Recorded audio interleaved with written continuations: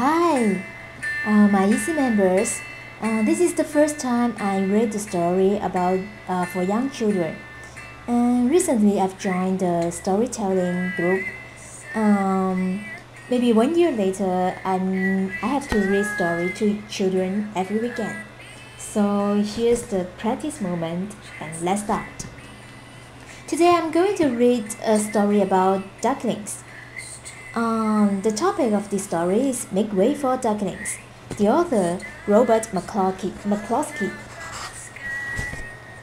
Mr. and Mrs. Marlett were looking for a place to live. But every time Mrs. Marlett saw what looked like a nice place, Mrs. Marlett said it was no good. There were sure to be foxes in the woods or turtles in the water, and she was not going to raise a family where there might be foxes or turtles. So they flew on and on.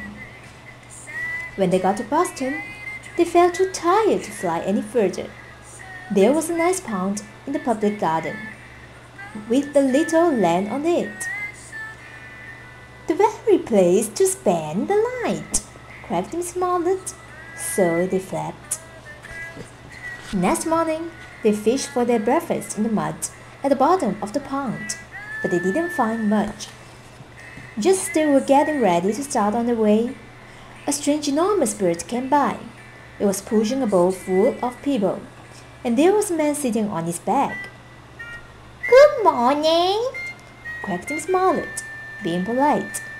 The big bird was too proud to answer, but the people on the boat threw peanuts into the water, so the Marletts followed them all round the pond and got another breakfast better than the first. "I like this place," said Mrs. Marlett as they climbed out on the bank and waddled along.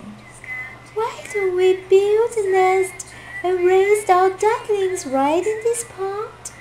There are no foxes and no turtles, and the people feed us peanuts. What could be better?"